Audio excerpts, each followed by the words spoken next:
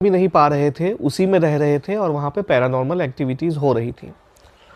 अब जब मैं गया तो मैंने पूछा कि क्या हो रहा है, पहले आप मुझे बताओ।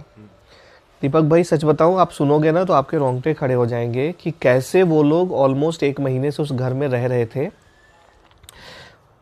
2 BHK फ्लैट था, एक रूम को उन्होंने बाहर से बंद करके रखा हुआ था और वो कह रहे हैं कि रात को इसी रूम से एक्टिविटी होनी शुरू होती है।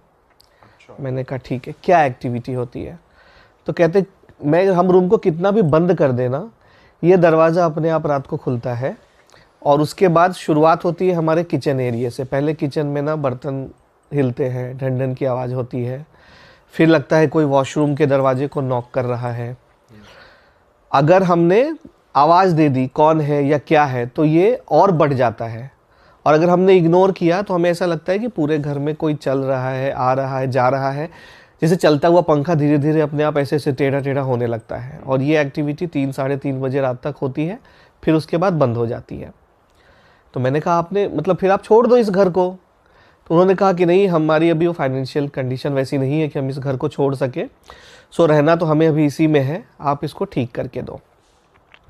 मैंने कहा ठीक है, रूम दिखाइए, कौन सा रूम है। फिर हम उस रूम में गए। आप बिलीव नहीं करोगे, द मोमेंट उस रूम को हमने खोला है, एक रूम का टेम्परेचर अगर 34-35 डिग्री पे था, इस रूम का टेम्परेचर 14-15 डिग्री पे था। इतनी ठंडक। मैंने पिछले पॉडकास्ट में भी बताया था कि जहाँ भी निगेटिव एनर्जी आएगी वहाँ पे टेम्परेचर ड्रॉप होगा, ठंडक सी रहेगी। Because negativity is what, it's lack of positivity. और एनर्जी जहाँ है वहाँ पॉजिटिविटी है।